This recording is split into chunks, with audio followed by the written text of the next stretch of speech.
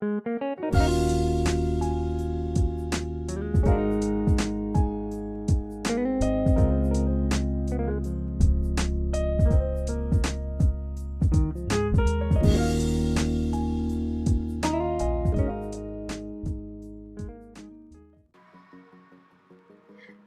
my dear students. Welcome back. And we will have a lovely time this week as we tour the different cities all over the world as we discuss this week's lesson on the global city. All right, so why is this an important topic in our contemporary world course?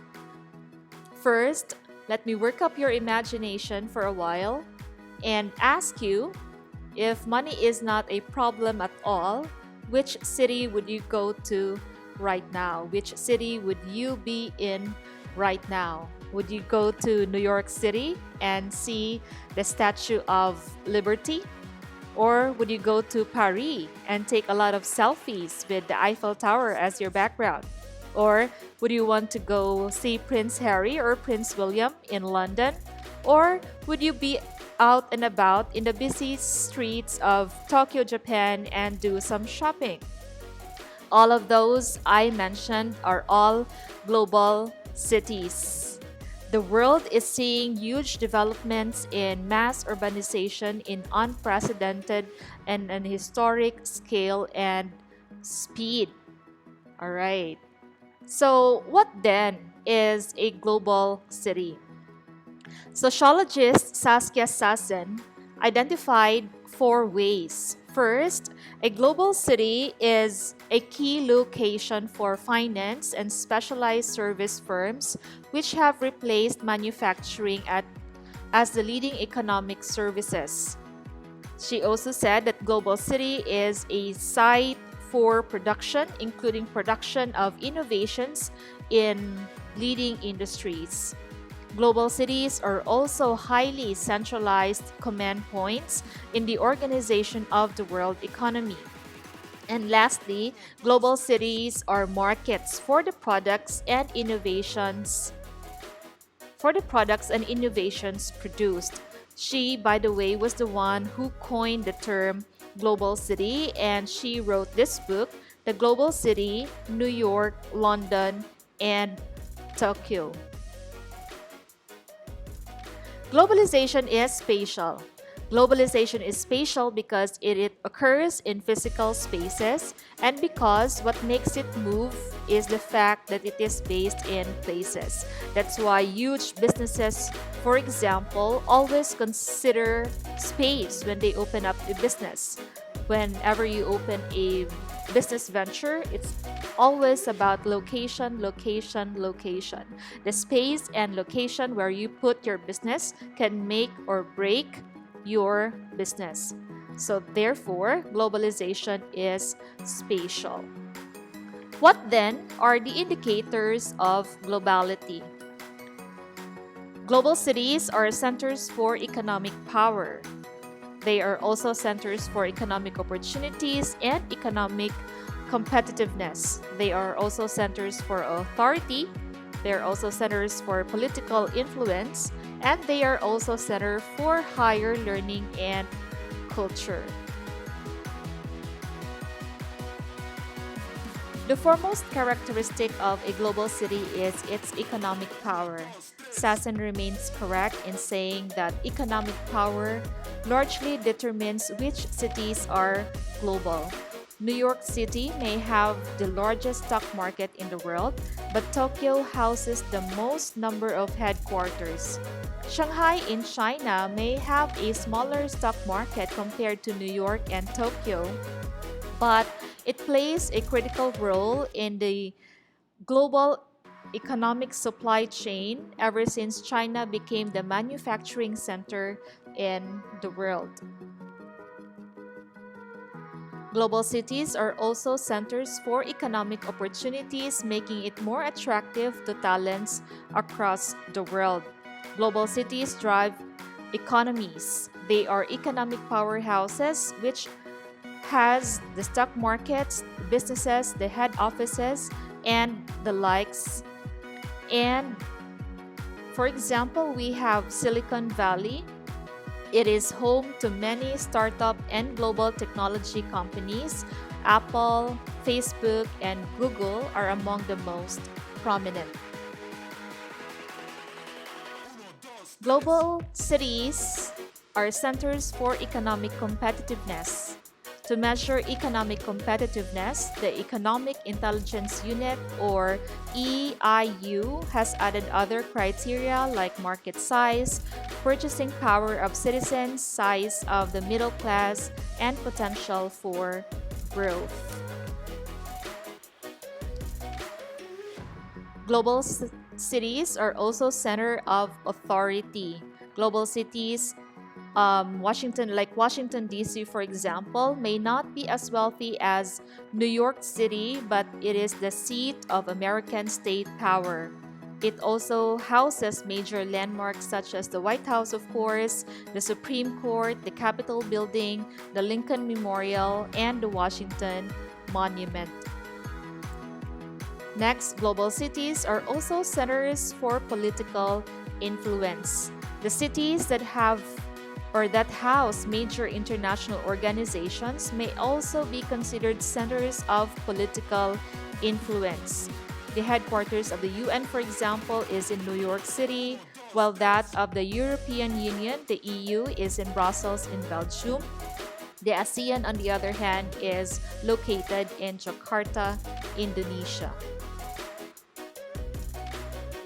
Next, global cities are centers of high learning and culture. They are cultural capitals of the world. They have the museums, the sports centers, the theater, the nightlife, name it, and they all have it. So global cities offer a lot of opportunities. These opportunities include rapid economic development as cities becomes hubs of commerce. It thus makes sense why majority of the world's population are now flocking in the cities to seek for economic opportunities. But global cities also have their undersides. Challenges include global cities being sites of great inequality and poverty. Here in Metro Manila, for example, it is common to see skyscrapers alongside massive squatters area. Another challenge that global cities pose is that of environmental degradation. Most often, cities are environmentally unsustainable. Cities process large amounts of energy and materials as they excrete different sorts of waste product. Another challenge is that major cities can be sites of great terror attacks. We have the 9/11 attack, for example, that brought down the Twin Towers of the World Trade Center in New York City in 2011, and that of the November 2015 coordinated attacks in Paris by the zealots of the ISIL or the Islamic State of Iraq and Levant. Cities, especially those with global influence, are obvious targets for terrorists due to their high population and their role as symbols of globalization, which many terrorists despise.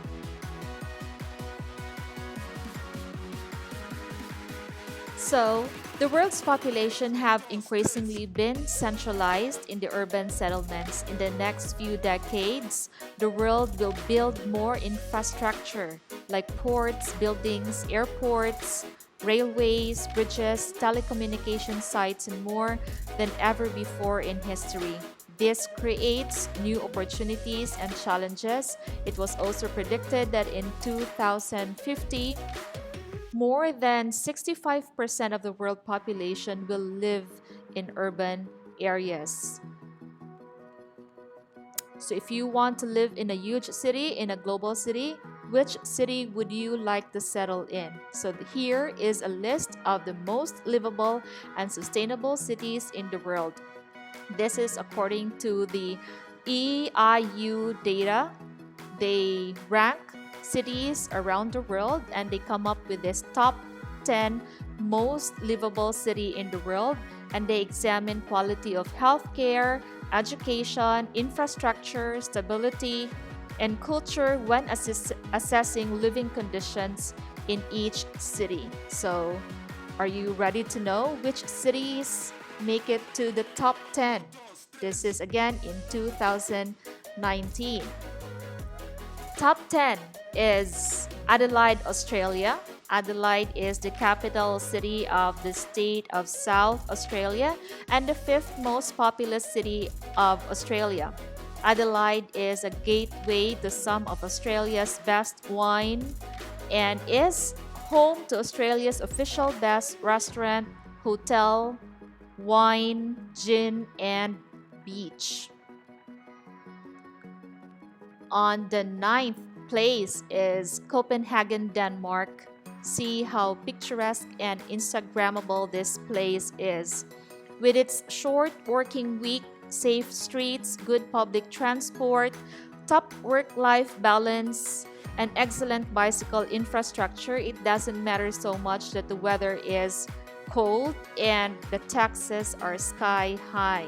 So this is Copenhagen, Denmark on the ninth place. Tied on the seventh place are Toronto, Canada and Tokyo, Japan. Toronto, Canada is the economic capital of Canada. It is well balanced, a very safe city where you can be out and about at all times of the day and night. It has diverse culture, good government, and an economy that is described by some as the center of the universe. Again, on number 7 is Tokyo, Japan. Tokyo's busy capital mixes the ultra-modern and the traditional, from neon-lit skyscrapers to historic temples. Ohayo gozaimasu from Tokyo, Japan. On the 6th place is Vancouver, Canada. Among the components of livability as seen in the city of Vancouver are protection of the environment, maintenance of diverse economy, delivery of services from residents and businesses, and the like. On the 5th place is still a city from Canada. We have Calgary, Canada. Calgary has a lot to offer anyone wanting to live in a clean, safe, and affordable city with access to great parks, recreation, and entertainment activities. On the 4th place is a city in Japan. This is the Western Japan city of Osaka. It boosted its ranking from the other year when it did not even make it to the top 10.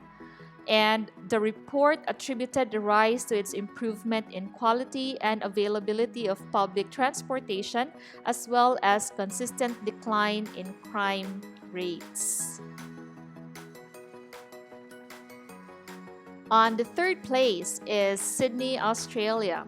Sydney is Australia's biggest and best city, according to some websites, and it offers the best balance of environment and cultural delights. It has a wonderful climate as well, with some beaches and pools and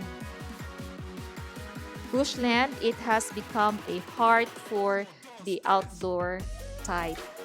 That's Sydney, Australia. And on the 2nd place is still from Australia. Melbourne, Australia took the 2nd spot, following close behind Vienna's score. Vienna had taken the top spot from Melbourne last year after 7 consecutive years at number 1. So that's Melbourne, Australia. A close second to the top 1, the most livable city in the world for 2 consecutive years now, is Vienna, Austria.